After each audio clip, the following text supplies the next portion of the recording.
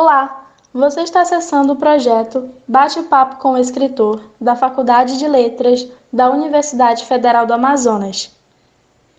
Nesta edição, você apreciará a entrevista com os escritores Cássio Ferreira e Saturnino Valadares. Doutor em Literatura pela Universidade de Brasília e professor da Universidade Federal do Amazonas, Cássio José Ferreira é um dos mais notáveis especialistas em literatura japonesa no Brasil, dada a sua diversificada e profícua produção intelectual, principalmente por meio de pesquisas acadêmicas e publicações em inúmeros periódicos.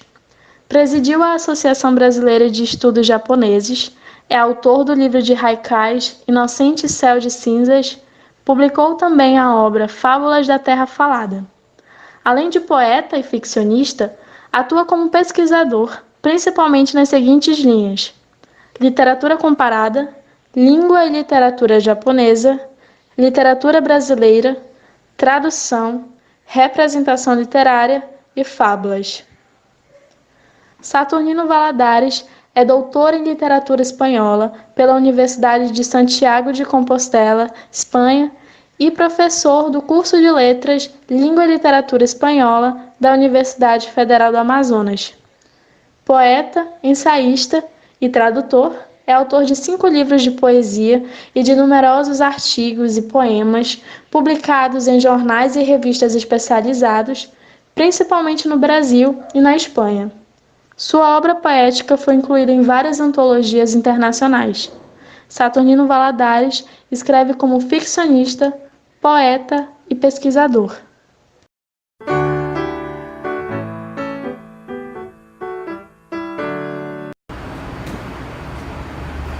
Nossas boas-vindas a você que está acessando o nosso projeto Bate-Papo com o Escritor. Nossa edição de hoje conta com 2 convidados muito especiais, que é o Saturnino Valadares e o Cássio Ferreira, que são 2 doutores em literatura, né? O Saturnino pela Universidade de Santiago da Compostela e o Cássio pela UNB, Universidade de Brasília. Então, nossas boas-vindas a vocês. Também a doutora Iná, que está conosco aqui, ajudando a conduzir a entrevista. Doutora Iná é também líder do Greenplex.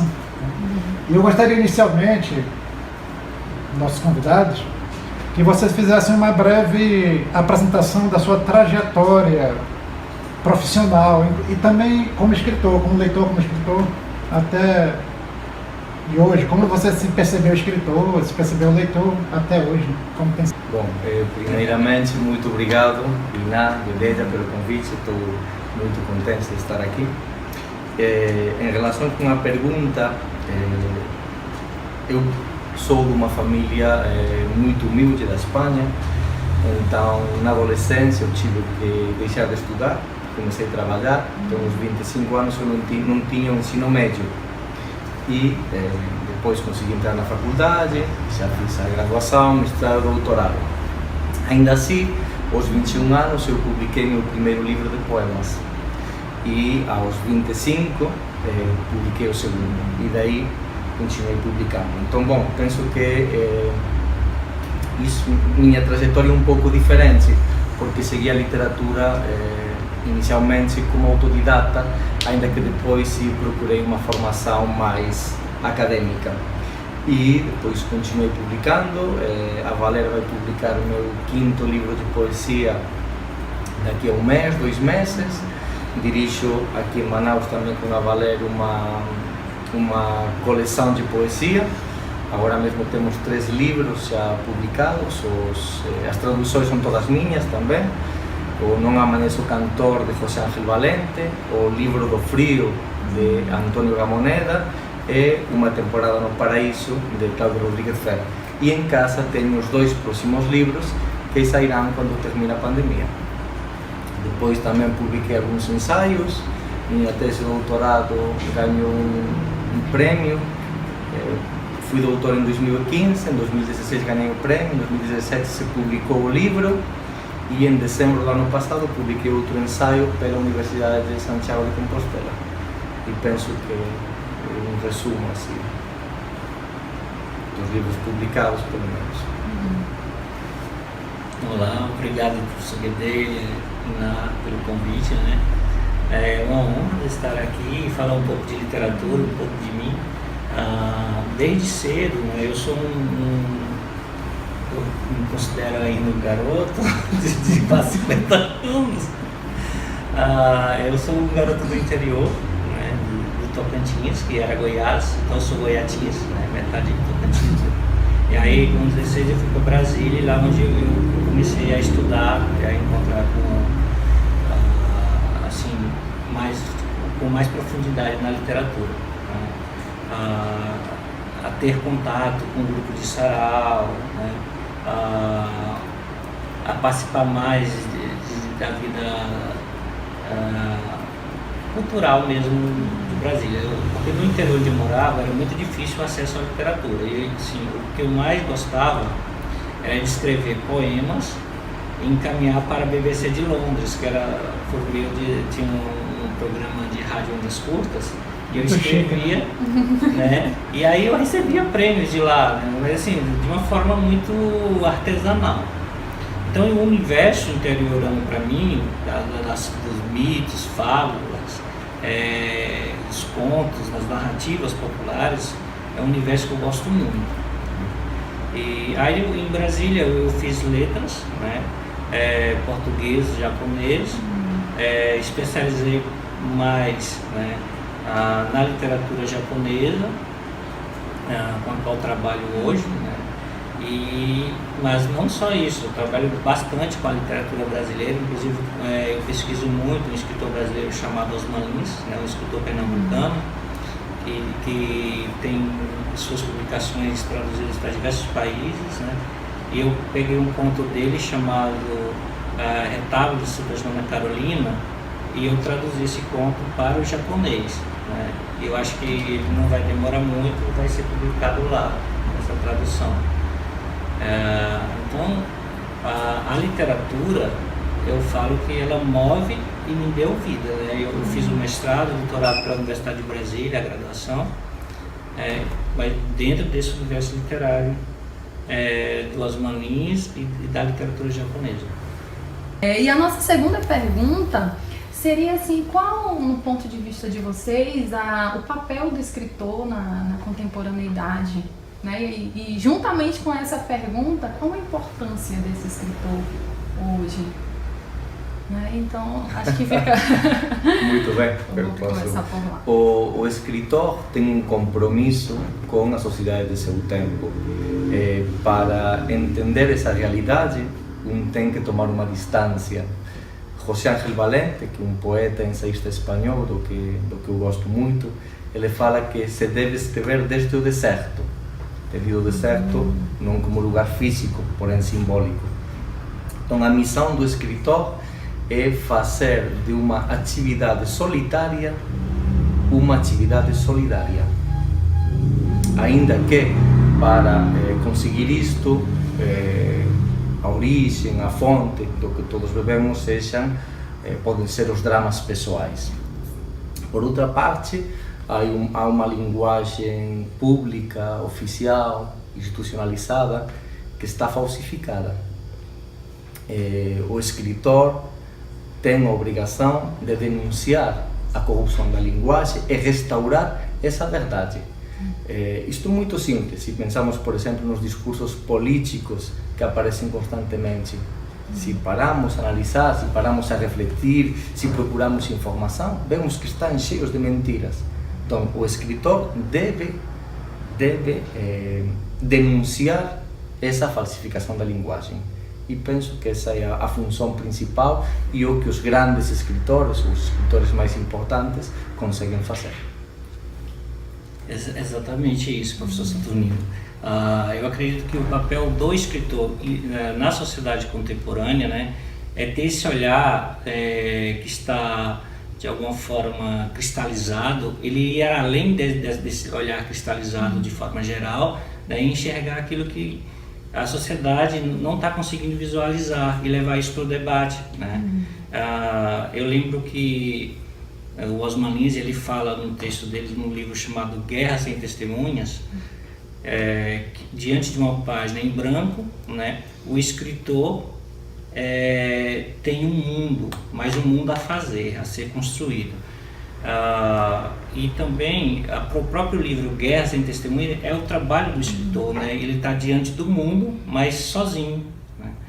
E se eu não estiver enganado, acho que foi José Lins do Rego, ele falou o seguinte, que o livro, né, o trabalho do escritor não é uma bomba, não é um que você coloca na vitrine prestes a explodir, mas ela tem todo um arcabouço de debate, de suscitar ideias inovadoras, de questionar, de argumentar diante de fatos de difíceis soluções, né?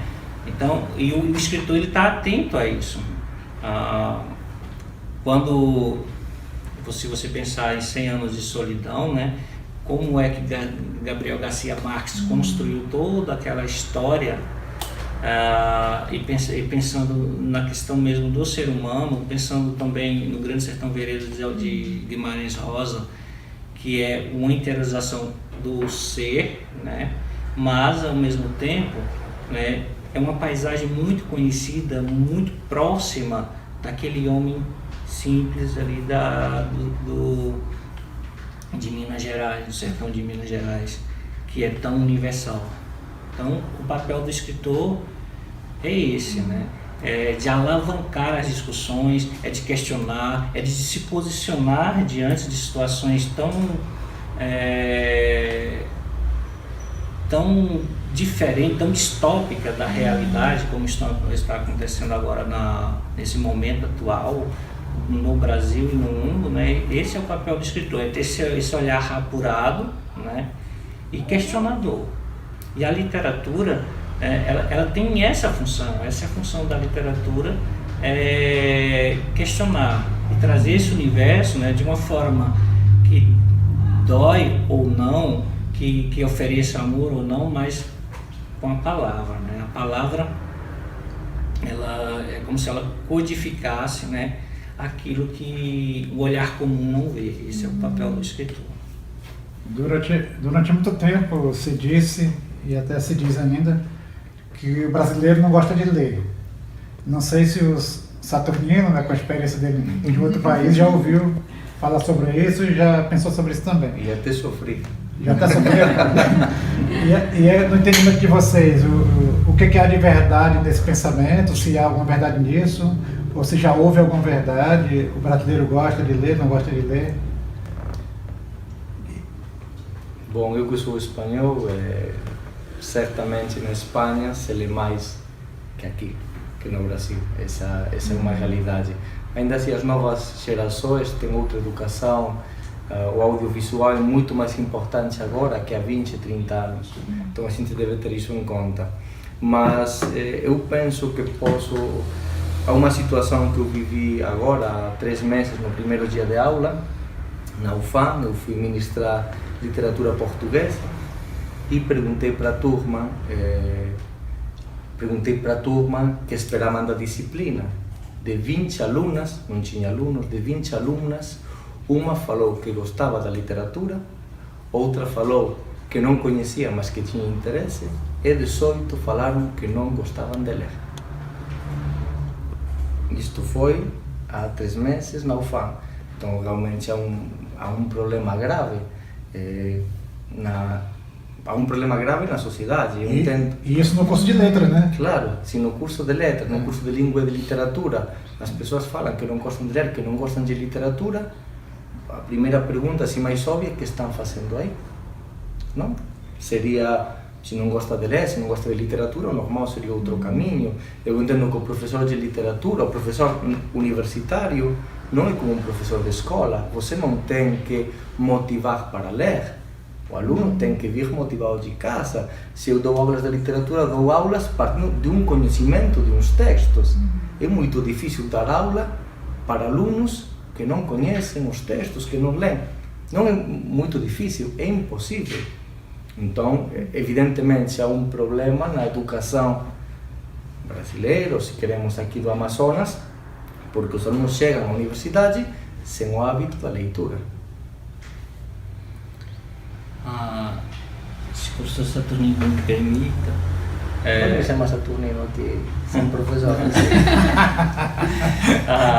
Assim, eu acho que o brasileiro ele gosta de ler.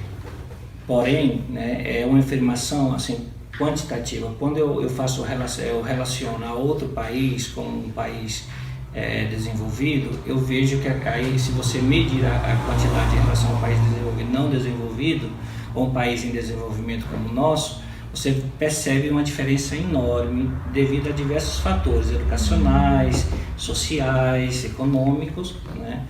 E eu cito o meu caso, né? Eu nasci em uma fazenda que não tinha nenhum acesso ao livro, meus pais não tinham, nunca estudaram, então eles não tinham acesso a não tinha acesso ao livro. E na minha cidade também não tinha nenhuma biblioteca. Então eu acho que esse incentivo à leitura, que deve ser assim, destaque na educação, não acontece no Brasil, e as pessoas, às vezes uma criança diante da fome ou do livro, elas preferem se livrar da fome, né? Eu penso assim, mas falta fomento de leitura, falta o acesso à biblioteca, ela está em pontos específicos e lugares de difícil acesso àqueles que realmente precisam, né, de acesso ao livro. Então acho que falta um apoio educacional maior em relação à leitura, falta, né, incentivos no sentido de você trabalhar com a criança desde o início. Eu trabalhei assim mais de 15 anos na educação de Brasília, né, como professor lá da Secretaria de Educação, e perpassei desde a alfabetização até o ensino de línguas, passando pelo ensino fundamental, ensino médio, ensino de línguas. E assim, quando o trabalho na educação ele é feito, ele é motivado, né, a criança começa a gostar de ler. E assim, o papel do escritor também, voltando um pouquinho no que foi dito anteriormente, é a gente brigar por isso também, né? Que as pessoas tenham acesso ao livro, acesso à leitura e que goste. Agora, o aluno chegar no curso de letras, né, e não gostar de ler, é difícil você trabalhar. Qual é o papel da universidade, da escola, né, na formação do leitor? O papel da universidade, né, é você desenvolver aquilo que o aluno já traz, né, como bagagem literária, cultural, né, em relação à leitura, é você incentivá-lo de uma forma mais crítica, né, para que ele aprofunde ainda mais nos conhecimentos básicos que ele traz. De uma forma, é uma verticalização dos textos literários, e aí você apresenta a crítica, você dialoga com isso, e aí você ajudar o aluno, né, a manejar, né, esses textos esses textos literários com um olhar crítico, né, mas também com um olhar de literatura, de literário mesmo, como olhar aquele que olha para a escritura, né, para a palavra, e começar a entender isso de uma forma que tenha sentido, que a literatura tenha sentido para ele, porque ele deveria ter, ao longo da vida, dos primeiros anos ensino fundamental e médio, ele parece que ele não consegue aprimorar essa importância da literatura, né, como forma de transformação, porque no momento que você internaliza com várias obras, vários textos literários, você tem um arcabouço de argumentos cada vez maior. Tá? Aí você pode ver, a pessoa quanto mais lê, mais ela se transforma, para o bem, eu acredito, sempre acredito para o bem. Então, a leitura é como se você questionasse. Vamos pegar lá o mito da caverna de Aristóteles, né? de Aristóteles e Platão. Se você pensar no mito, né, aquele que lê é aquele que saiu da caverna. né? Só que no momento que ele retornar à caverna e reportar isso, né? De que forma? Que é o nosso caso, você tem que incentivar, né? E mostrar o caminho e explicar, mas cabe o aluno também desenvolver isso. Não basta só o professor, só como instituição fazer isso, mas a instituição ela é responsável, sim, por isso. Mas você acha, professor, que a instituição, né, a escola, a universidade, ela está cumprindo o seu papel? Olha, a escola, principalmente o ensino fundamental e médio, a escola básica, né, eu acredito que não. Principalmente nos últimos tempos, né? É aí que não está mesmo cumprindo, e a universidade ela tenta, né?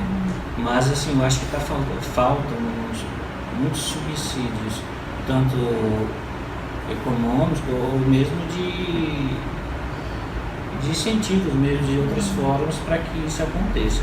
Mas a universidade ela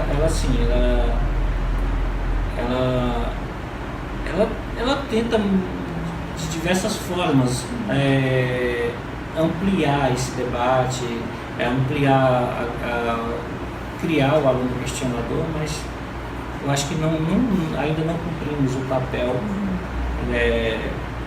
que nos cabe. Mas assim, para você ter ideia, a gente tem sempre aquele mito que as universidades fora do Brasil, o aluno ele tem um conhecimento muito amplo, muito forte, e eu tive experiência em diversas universidades japonesas de dar aula, de trabalhar com esses alunos, né, de literatura, e também perceber que esse aluno não lê. E aí eu questionei ao professor, ele falou, olha, eles leem os livros que são básicos das disciplinas, mas eles poucos desenvolvem esse hábito da leitura de uma forma mais forte. Ainda assim, quando você pega o metrô, porque eu questionava, no metrô você vê várias pessoas lendo. Se você pega o metrô no Brasil em algumas regiões, você não vê ninguém lendo, né? Então, essa diferença. Mas assim, eu vejo mais como um mito que a gente tende a olhar para fora como melhor, e a nossa universidade, a nossa escola, não. Precisa melhorar muito, né? Mas eu acho que nós estamos caminhando na medida do possível, mas precisamos superar diversas adversidades como no momento atual. Interessante a percepção, né? Bom, eu concordo com as palavras do professor Cássio. Penso que a escola deveria fomentar mais a leitura, deveria criar leitores. Não sei, me surpreende um pouco, parece que as pessoas têm medo da palavra literatura.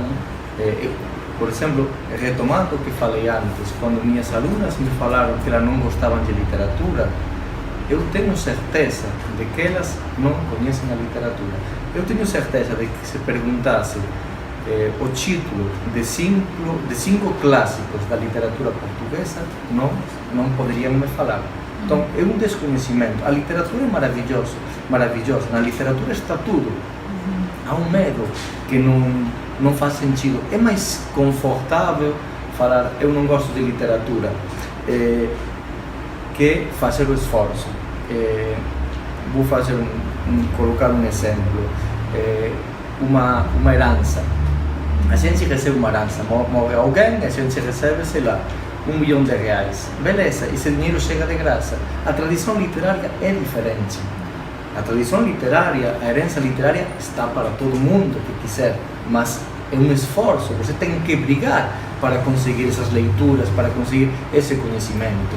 Então, o mais confortável é falar, eu não gosto de ler, eu não gosto de literatura, isso não tem a ver comigo. Mas não, tem que lutar, tem que brigar e tem que entender que o mundo é maravilhoso. Quem mais lê, mais vive. A pessoa que não lê está perdendo uma oportunidade extraordinária, uma oportunidade maravilhosa. Agora falei que ia concordar com o Cássio, mas não em todo o que ele falou. Por exemplo, como o Guedelha me apresentou, toda a minha formação, a graduação, mestrado, doutorado, foi na Universidade de Santiago de Compostela. Em uma disciplina como o teatro barroco, eu tinha que ler 15 horas. Em uma disciplina como Cervantes, a gente lia o Quixote, são 1.200 páginas, li Viagem ao Parnaso, que são umas 400, 500 páginas de poesia, li as novelas exemplares, que são mais de 1.000 páginas. Isso era uma disciplina. Cada semestre a gente tinha, sei lá, 5 ou 6 disciplinas. Então a gente se lia muito. Se você vai no metrô na Espanha, onde tem metrô, você vai ver um monte de pessoas lendo. Eu nunca vi os meus alunos ir pelo corredor, é muito estranho ver um aluno com um livro. Com o celular sim, mas com um livro não. E bom, é isso. Eu penso que essa ideia da herança literária deveria pegar força e deveríamos incentivar para lutar e para conhecer esse mundo maravilhoso. Só fazendo um adendo, o que eu percebo na universidade brasileira, né, assim, principalmente no contexto da literatura, é que a universidade ela fica muito o debate é muito forte em cima da crítica. O aluno lê crítica, o aluno não lê o texto literário, né? Eu vejo o professor Ribeiro e o professor Saturnino, por exemplo, eles leem um texto literário, depois vão para o debate. Eu acho que isso que deve ser feito, mas não só apresentar a crítica, porque a crítica não é a literatura, e por isso que a literatura se torna chata na maioria das vezes. É só metalinguagem, né? Sim. Só metalinguagem. Claro, posso? Claro, o Cássio fala uma coisa assim muito certa agora. O primeiro é ir às fontes primárias, não se lê literatura. Eu tenho às vezes algum problema com as orientandas do PIBIC que falam, professor, é que não consigo escrever, ou do mestrado, é que não consigo escrever, E que leu você? Eu mal leu a obra principal, ou leu uma vez o texto e acha que já dá para escrever sobre isso, não leu bibliografia secundária, não leu pesquisa.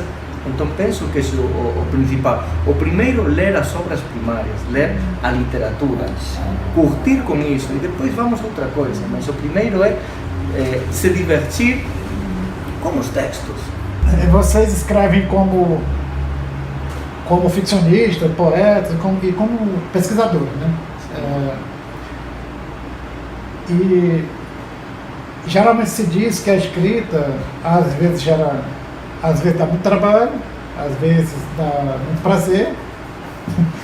Não sei se vocês são escritores que já chegaram na fase que o prazer dá trabalho, ou estão na fase que o trabalho dá prazer. O que dá mais trabalho, o que dá mais prazer, se é que existe prazer? Escrever como ficcionista ou escrever como pesquisador?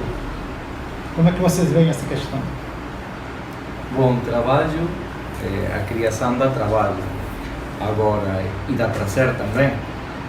O maior prazer, sem dúvida, é a criação. Por exemplo, a poesia. Eu publiquei alguns contos, mas o realmente importante para mim é a poesia.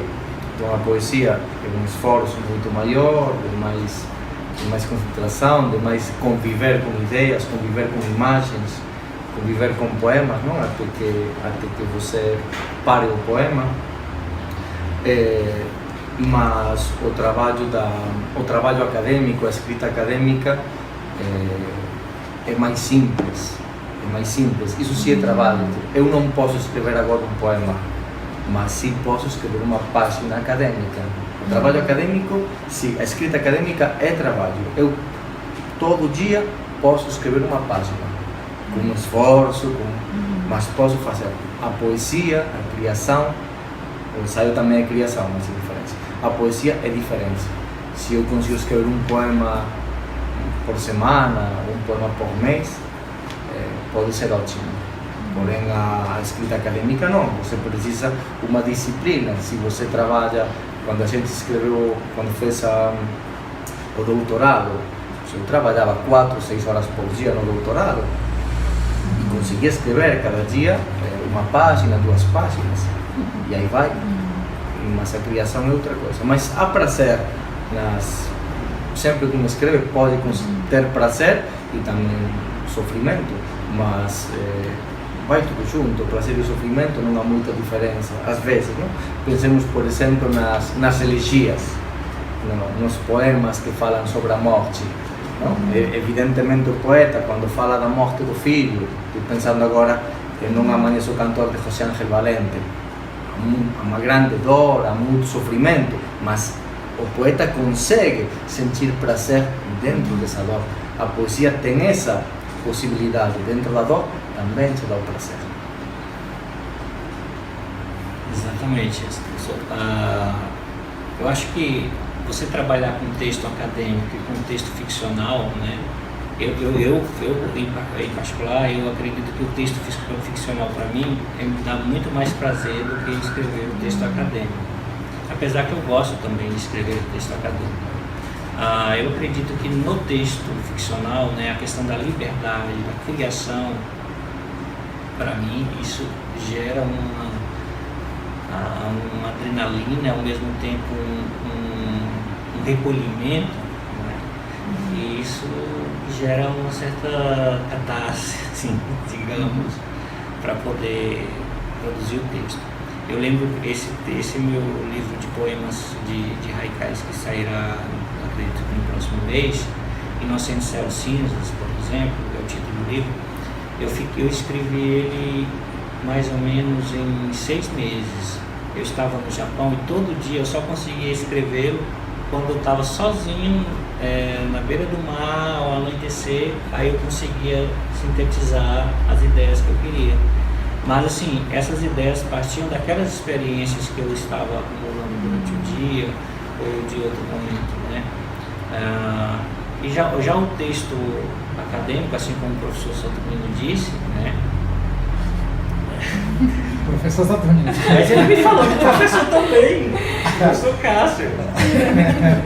Tá bom, fica à vontade. Como o Saturnino disse, vai editar, né? Como o Saturnino disse, o texto acadêmico eu posso sentar aqui diante das leituras, das ideias, né, e começar a escrevê-lo. Diferente do texto ficcional, onde requer esse recolhimento, né? Essa é uma testemunha muito particular, né? Ainda que de experiências coletivas, né? No seu universo particular. Entendi. Entre sofrimento, prazer, né? Entre tudo isso, assim, esses sentimentos, a gente queria que vocês citassem um escritor, digamos, consagrado, né, no ponto de vista de vocês, para vocês, assim, que escreveu um livro que você olha assim e diz, poxa, eu gostaria de ter escrito esse livro. Ó, eu pedi citar mas se quiser citar mais não tem problema. O livro que eu gostaria de ter escrito era O Grande Sertão Veredas do Guimarães Rosa. Além de ter uma narrativa muito próxima da minha realidade de vida lá no início, né? E da forma como ele consegue uma abrangência muito grande de mundo num universo particular. Então, eu queria muito ter escrito O Grande Sertão Veredas. Eu lembro que no ensino médio, quando eu li pela primeira vez O Grande Sertão, todo mundo, eu tô com dificuldade, não estou entendendo, né? E quando eu comecei a ler, assim, parecia que era meu pai que estava falando comigo. Assim, meus pais são de Minas Gerais, então parecia que eu estava ouvindo meu pai e minha mãe falando. Aí aquilo foi, assim, eu li ele, acho que em 6 dias eu li O Grande Sertão para um aluno que estava no ensino médio. Eu li em 6 dias O Grande Sertão. Depois eu reli, mas assim, aquela história, quando a primeira palavra eu lembro lá, nonada, né? Que eu olhei, né, e falei, mas o que é isso? E quando você começa a adentrar as páginas e você chega lá no final, parece que a completude continua, porque o infinito é tudo, né? Então é um livro que eu gostaria de ter escrito. Aproveitando, né, eu gosto muito de haikai, eu estudei literatura japonesa e o universo do haikai, que é tão simples, mas ao mesmo tempo remete a uma imagem rápida e ampla. A poesia de Matsubasho, assim, o errante viajante, né? Porque ele percorreu o Japão para escrever seus poemas. Eu acho, então eu me vejo escrevendo poema dirigindo, me vejo escrevendo poema andando, né? Então era outro livro que eu gostaria de ter escrito, era a poesia de Bachô. Assim, são 2 livros que eu gosto muito. Até hoje, né, quando eu vou, antes de dormir, eu leio o Haikai antes de dormir. Aí você deve falar que, como o Luiz Bacerana, o santo baixou em mim. Exatamente. Então, baixou, né? Exatamente. Baixou é o nome, mas sim, a cacofonia do nome gera isso. Eu amo muitos livros que teria gostado de escrever, logicamente, começando pelo Quixote, por exemplo, a obra de Federico García Lorca, ou a poesia de José Ángel Valente, agora um livro publicado no Brasil, Não Amanheça o Cantor, da literatura hispano-americana, 100 anos de solidão, de García Márquez, ou Conversa na Catedral, de Mário Vargas Llosa, O Jogo da Marina de Cortázar, a poesia de Octavio Paz, de Pablo Neruda, tudo isso é extraordinário. Eu gostaria de ter escrito isso, mas me faltou um pouco de talento. E de professor. Agora, aliando o escritor ao cidadão, que na verdade são separados. Como cidadão, que análise você faz da conjuntura atual do país? Que leitura você faz? O país está muito mal. Eu tenho um problema, porque eu sou estrangeiro. Então, uma grande parte da população, a que ganhou as eleições democráticas, por exemplo, pensará que eu devo sair do Brasil. Então, eu penso que o país está muito mal. Vivemos uma pandemia, uma situação mundial. Não há um governo que se preocupe pelo povo. A economia é mais importante que as pessoas. E a situação vai ser terrível aqui no Brasil. Na Espanha, no meu país, morreram muitas pessoas, mas aqui vai ser muito pior, porque não se está tomando nenhuma medida, inclusive está se incentivando para sair às ruas, para abrir os comércios. Parece que não estamos aprendendo o que está acontecendo fora. Há 500 mil de mortos já no mundo, no Brasil mais de 50 mil pessoas. Eu estou vendo que há muita inconsciência e não se está sabendo organizar a situação agora mesmo, e os resultados serão terríveis. Então, a pergunta não sei se em realidade era mais global, eu toquei a pandemia, mas penso que respondi. Olha, eu vejo assim, como se o Brasil estivesse sem cabeça, tivesse cortado a cabeça jogada fora, Acéfalo. né? Acéfalo e perdido, né? Principalmente, né, no mundo cultural, parece que morreu, né? A literatura parece que perdeu todo o seu valor nesse momento atual. Como se, de certa forma, a escuridão tomasse conta do país, e todas as pessoas, por não ter uma direção, um direcionamento, né, estão aí sem rumo. E nesse sem rumo, né, você perpassa, né, por ideias de grupos. Então, se o grupo tal fala tal coisa, as pessoas acreditam naquilo, né? Eu acredito que no futuro, esse momento atual estará na literatura de uma forma bem forte, bem crítica, e daí esse deve ser o papel da literatura, mas é um momento difícil, né? Principalmente em termos culturais. Eu acho que o professor Saturnino falou da pandemia, né? A gente ainda está na metade dela, ainda não foi possível superá-la, né? E não será tão cedo, mas as pessoas não têm noção, porque isso não é divulgado. Mas o Brasil está de alguma forma, né, nesse momento atual, meio que apagado do mundo, né, em termos culturais, sociais, porque a pluralidade, né, o professor Saturnino, eu sou estrangeiro e aí querem que eu saia do país, né? Mas assim, cadê o plural? Assim, a pluralidade é que gera a riqueza de qualquer país, né? E isso não tem. Nesse momento é visto como algo ruim. Então é um momento difícil para a sociedade brasileira do Brasil. Qual orientação, qual conselho, assim, você, professor Cássio Saturnino, daria a um jovem que está iniciando agora, adentrando ainda o mundo da escrita, que quer se tornar um escritor, né? Qual orientação vocês dariam?